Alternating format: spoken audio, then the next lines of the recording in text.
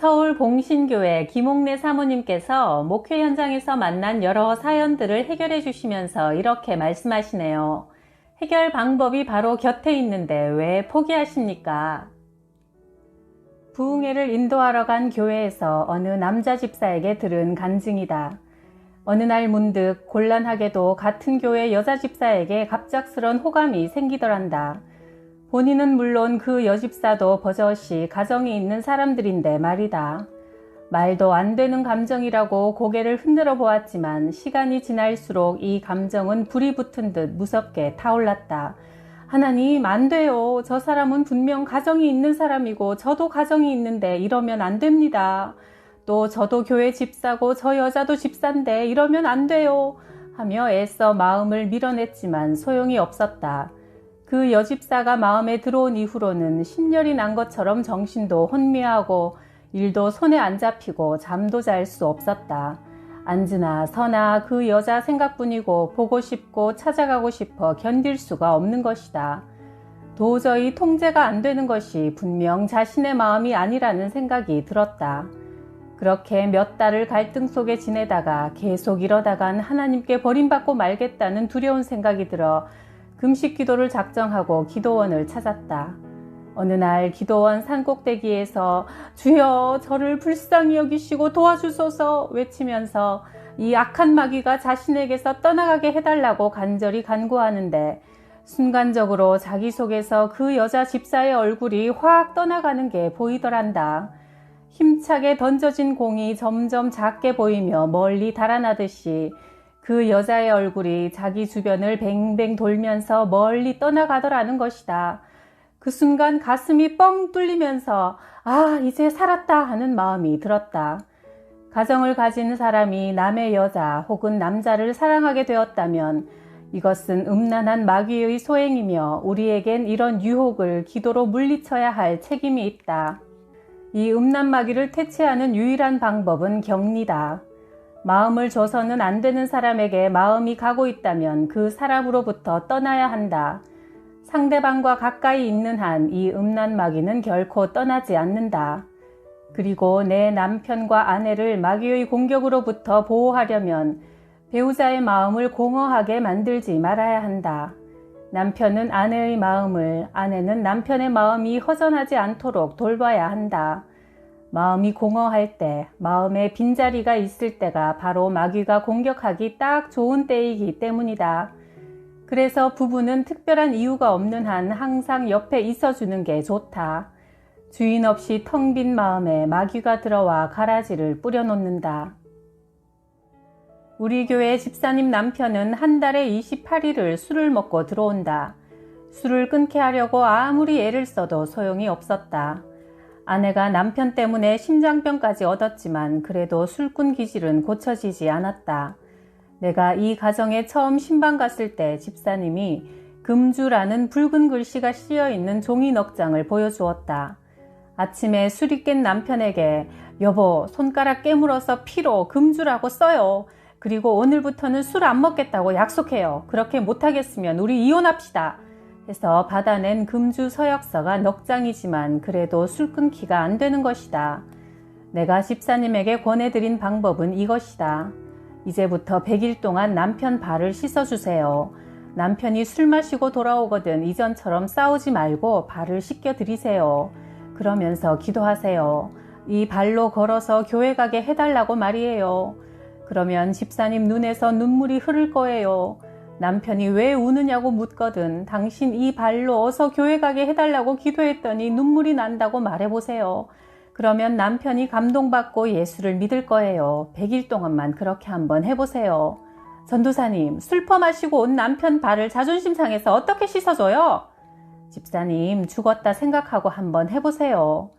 그래서 큰 마음 먹고 남편 발을 씻어주기 시작했는데 어찌나 곤죽이 되어서 들어오던지 처음 몇 번은 집사님이 울면서 발을 씻어주어도 남편이 눈치채지 못하더란다. 그러던 어느 날도 훌쩍훌쩍 울면서 발을 씻고 있으려니까 남편이 왜 울어? 하더란다.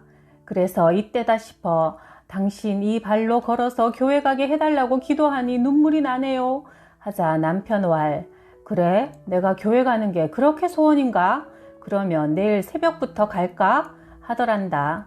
100일도 되기 전에 결국 이 남편이 교회에 나왔고 목사님의 안수를 새벽마다 받더니 어느 날 방언도 터졌다. 물질의 축복도 받아 11조를 한 번에 200만 원을 드리기도 하고 13년 동안 금주 혈서를 4번이나 써도 못 끊던 수를 하나님의 은혜로 뚝 끊게 되었다. 성령이 마음에 임해야 절제할 능력도 생긴다. 남편이 이런저런 일로 속을 썩일 때는 바가지를 긁어봐야 소용없다. 발을 씻어줘 보라. 예상치 못한 은혜가 임한다. 예수님이 왜 제자들의 발을 씻어주셨는지 직접 해보지 않고는 알 수 없다. 주이며 선생인 내가 너희의 발을 씻겨주었으니 너희도 서로 남의 발을 씻겨주어야 한다. 내가 너희에게 한 것과 같이 너희도 이렇게 하라고 내가 본을 보여준 것이다. 요한복음 13장 14절 15절 말씀.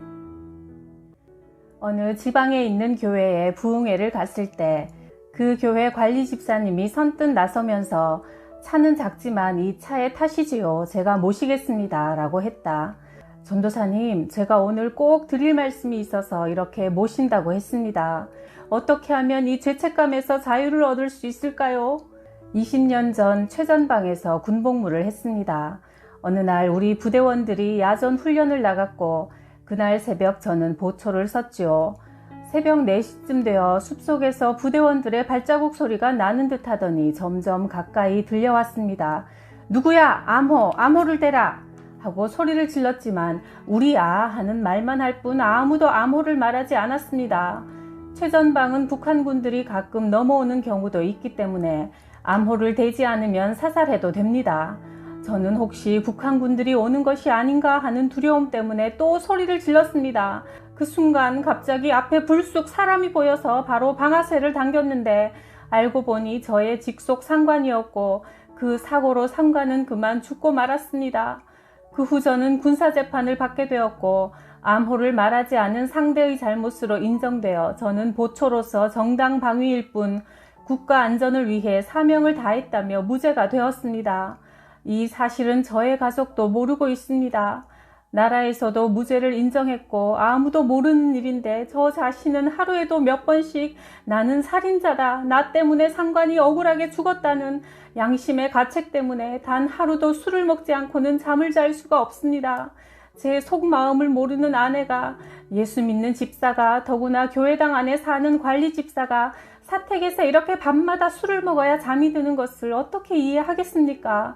당연히 가정불화가 잦을 수밖에 없지요. 자식들이 누워서 자는 얼굴을 봐도 죄 없는 너희는 살인자의 아들이다 라는 생각이 들어 아이들조차 바라보기가 두렵습니다. 전도사님, 저는 어떻게 해야 이 죄의식으로부터 자유함을 얻을 수 있습니까? 너무나 괴롭습니다. 예수님을 믿으니 자살할 수도 없고 제발 저를 이번에 꼭 살려주고 가십시오. 그는 정말 심각하게 말했고 듣는 나도 어떻게 이 관리 집사를 치료해 줄지 몰라 기도하니 성령님이 감동으로 말씀을 주셨다. 예수께서 말씀하시되 건강한 사람에게는 의사가 필요 없고 병든 자에게 의사가 필요하다. 나는 의인을 부르러 온 것이 아니라 죄인을 부르러 왔다. 마태복음 9장 13절. 이 말씀을 읽어주었고 집사님이 죄인이 아니면 예수님과 상관이 없지만 죄를 지었기 때문에 예수님이 당신을 위해 십자가를 지신 것이라고 말해주었다. 그러나 그는 다른 사람의 죄는 그래도 남의 걸 훔치거나 미워한 죄밖에 없지만 저는 살인을 한 큰 죄인이 아닙니까? 내 죄는 어느 사람보다 중한 죄라 용서받을 수 없습니다. 라고 했다. 나는 다시 성경을 펴서 누가복음 23장을 읽어주었다. 예수님 오른편에 달린 강도가 주님 나라에 들어가실 때 나를 기억하소서 고백하자 예수님께서 오늘 네가 나와 함께 낙원에 있으리라 하셨다. 예수님 왼편의 강도는 예수님을 욕했지만 오른쪽의 강도는 자신이 죄인임을 고백하고 회개했기 때문에 구원을 얻은 것이다. 그러니 당신도 이 사실을 믿고 이렇게 기도하세요. 저는 죄인이지만 십자가에서 흘리신 피로 구원받았습니다. 를 계속 따라하게 했더니 이내 흐느껴 울기 시작했다. 눈물로 간절히 기도해 주었더니 마침내 얼굴이 환해졌다. 당신은 이제부터 예수님의 피 공로로 살인자가 아니라 하나님의 아들이며 사랑받는 자녀이기 때문에 죄는 기억 속에서 완전히 지우시고 자유하세요. 말해주었다.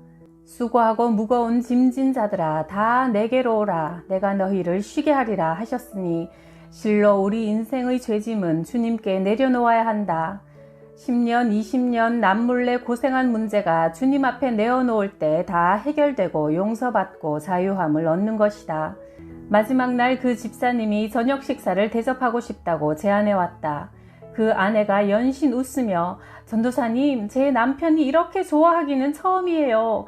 남편이 웃으니까 저희 집에 천국이 이루어졌어요. 정말 감사합니다. 라며 기뻐했다. 깊은 상처를 치료하시는 하나님께 영광을 돌린다. 박 집사님은 40살의 부인이다. 전도사님의 책을 읽고 나서 상담하고 싶어서 전화를 드렸어요. 저는 죽는 게 너무 두려워서 살아있는 것도 행복하지 않아요. 어디가 조금만 아파도 죽을 병에 걸렸을 거라는 생각이 들어 남편을 보면 이 사람 두고 죽으면 얼마나 마음 아파할까 싶어서 괜히 잠도 못 자고, 아이들을 보면 내가 죽으면 이 아이들이 엄마를 얼마나 그리워하며 외롭게 살까 싶어 눈물 마를 날이 없어요. 남들은 다 저보고 팔자가 너무 좋아서 걱정할 게 없으니 저런다고들 하는데 정작 저는 미칠 것만 같아요. 인류대학 나와서 전문직에 종사하는 직장 여성으로 첫사랑의 남자와 결혼해 남매도 잘 자라고 있고 경제적으로도 어려움이 없었다.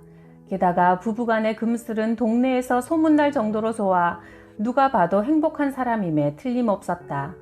전도사님, 전 정말 이번에 사망의 공포에서 벗어나고 싶어요. 이 병은 하나님만 고칠 수 있다는 생각이 듭니다.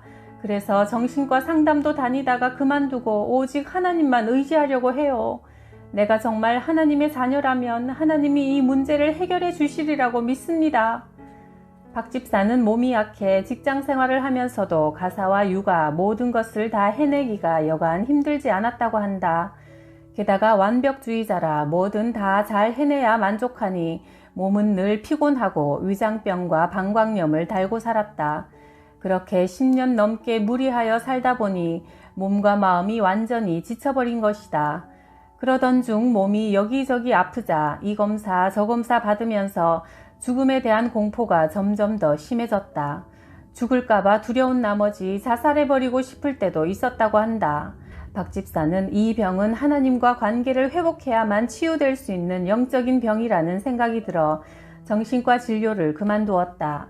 부흥회에 그녀는 친정 언니와 함께 열심히 나와서 은혜를 받고 갔다. 그 후 2년 동안 그녀는 기도와 말씀 묵상을 통해 개인적으로 하나님을 만났고, 심지어는 하나님만 바라보고 하나님을 알게 하신 계기가 사망의 공포 때문이었다며 그런 병을 주신 하나님께 감사한다는 고백을 할 정도로 믿음이 성숙해졌다. 그럼에도 불구하고 몸만 약해지면 불안과 공포가 슬그머니 다시 찾아오니 상담을 하는 중에 그녀의 두려움의 근원을 찾게 되었다. 의식의 표면에서는 잊혀졌지만 내면 깊숙한 곳에서 항상 그녀의 목을 조이고 있던 기억이 떠오른 것이다. 고등학교 때 혼자 집에 있는데 어떤 미친 사람이 들어와서 소리를 지르며 행패를 부린 적이 있었다. 저는 오직 살기 위해서 옆 건물 2층 옥상으로 뛰어내렸어요. 그런데 그 사람이 또 그쪽으로 올라오고 있는 거예요. 다행히 사람들이 올라와서 그 사람을 데려갔고, 물탱크 틈새에 숨어있던 그녀는 무사했지만 그 짧은 10여 분의 시간이 그녀에겐 초죽음이 될 정도로 엄청난 고통을 주었던 것이다. 그때 그녀는 감정이 손상당했고, 사탄은 그 부분이 그녀의 가장 약점임을 알고 기회만 생기면 집중적으로 공격한 것이다. 평소 그녀가 낯선 사람을 두려워하고 낯선 장소를 싫어하고 혼자 있기 무서워하고 어둠을 못 견디고 죽음에 대한 막연한 두려움 등 이 모든 것이 원래 겁이 많아서라기보다 충격과 그 상처가 치유되지 않아서라고 보아야 한다. 즉 해결되지 못한 두려움, 좌절, 거부감 등의 부정적인 감정은 악한 영이 틈탈 수 있는 빌미를 제공하는 것이다. 그러므로 우리는 수시로 영적인 점검을 해야 한다. 매일 말씀과 기도로 무장하여 내 속사람을 돌봐야 한다. 그래서 작은 상처라도 주님 앞에 내어놓고 치유되기를 구해야 한다. 사탄은 숨어있던 집이 드러나고 정체가 탄로나면 더 이상 우리를 괴롭힐 수 없다. 나는 박 집사에게 자신있게 말해주었다. 집사님, 이제 끝났어요. 이제부터는 나는 예수님의 피로 값주고 사신 하나님의 자녀이므로 두려울 것이 없다라고 마음으로도 믿고 입술로도 선포해야 해요. 하나님은 이미 우리의 모든 죄, 우리의 연약함조차 예수님의 피로 해결하셨어요. 상담이 끝나고 기도하는데 성령님은 박 집사에게 세상적인 일과 사람들과의 세상적인 교제를 끊기 원하시며 하나님의 일로 바쁘게 되길 원하신다고 했다. 그날 기도 후에 박 집사는 정말 담대함이 솟아오르는 것 같다고 고백했다.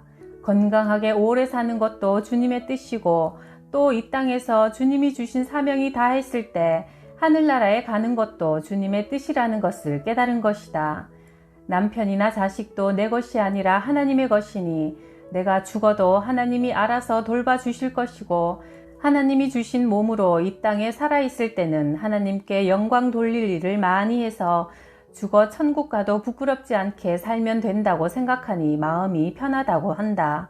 사망의 공포라는 캄캄한 터널을 빠져나올 수 있는 유일한 방법은 오직 빛 되신 예수 그리스도를 따라 걸어 나오는 것 뿐이다.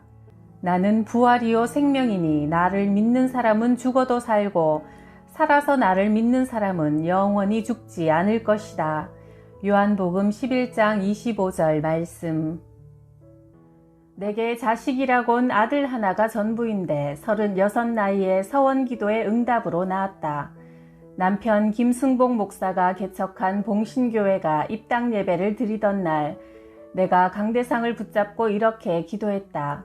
하나님, 교회도 짓기 전에 제 자식부터 달라고 기도하지 않았습니다.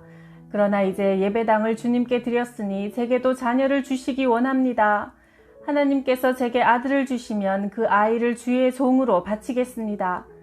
하나님께 서원을 드렸더니 태를 열어주셔서 아들 하나를 낳고 그 뒤로는 더 낳지 못했다. 나는 아들을 어릴 때부터 서울대에 보내려고 기도해왔다.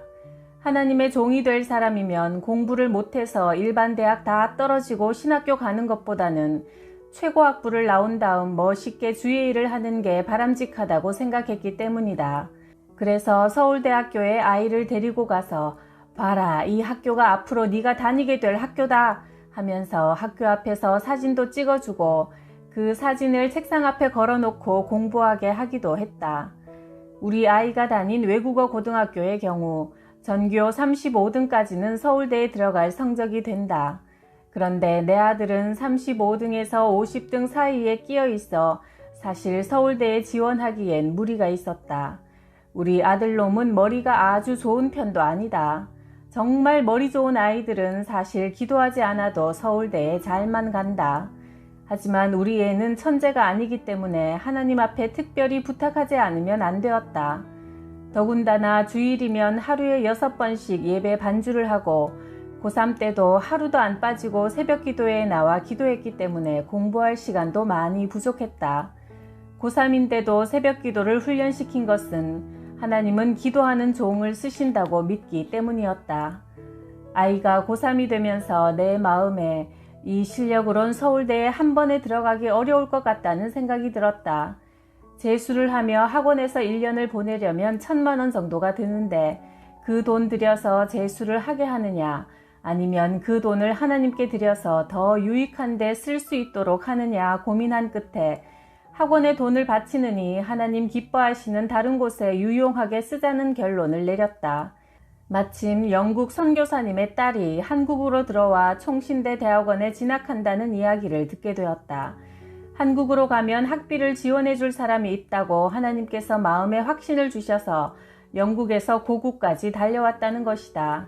그 얘기를 듣는 순간 그래, 학원에 돈 들이느니 이 아이에게 배움의 기회를 주자는 생각이 번쩍 들었다. 한 학기 200만 원이면 4학기 800만 원, 이래저래 1,000만 원이면 대학원 과정은 책임질 수 있겠다는 계산이 나와서 그 학생에게 등록금을 대주었다. 그리고 나서 그 해 우리 아이가 서울대 철학과에 합격했다. 사실 우리 아들과 성적이 비슷했던 아이들 9명은 다른 학교로 하향 지원을 했고 6명은 재수해서 다음 해 서울대에 들어갔으니 재수하지 않고 그 해 합격한 사람은 우리 아들 하나뿐이었다. 하나님 감사합니다 하며 감사기도를 드리는데 이런 음성이 들려왔다. 네가 어려운 학생들 등록금 대주면서 눈물로 씨 뿌린 것을 축복의 단으로 거두는 것이다. 나는 이때 깨달았다. 눈물로 씨를 뿌린다는 것은 내 쓸 것 다 쓰고 먹을 것 다 먹고 남아서 주는 것이 아니다. 내 자식 못 먹이고 못 쓰면서 남의 자식 가르치는 것이 눈물로 씨를 뿌리는 것이다. 이런 축복의 그릇이 준비될 때 그 그릇에 넘치도록 복을 부어주시는 것이 하나님의 방법이다. 한 번은 이런 일도 있었다. 내가 1년에 52주 내내 부흥회를 인도하러 다녔는데 아들이 대입 시험을 치르던 주만은 집에 있기로 오래전부터 마음먹고 있었다. 단 일주일이라도 아이에게 따뜻한 밥을 직접 지어 먹이면서 어미 노릇을 좀 해보기로 한 것이다. 그런데 잘 알고 지내던 강원도 사모님에게서 전화가 왔다. 요즘 저희 교회에 이래저래 어려움이 많네요. 와서 부흥회 좀 해주세요. 그 주간은 못 가요.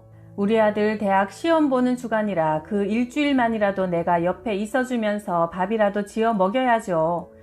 그랬더니 이 사모님이 저희 교회 부흥회 해주시면 아들이 대학에 붙을 텐데요 하는 게 아닌가. 그래서 하나님 어떻게 하면 좋겠습니까?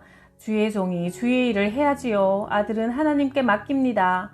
제가 밥 한 끼 더 해준다고 해서 떨어질 애가 붙고 붙을 애가 떨어지겠습니까?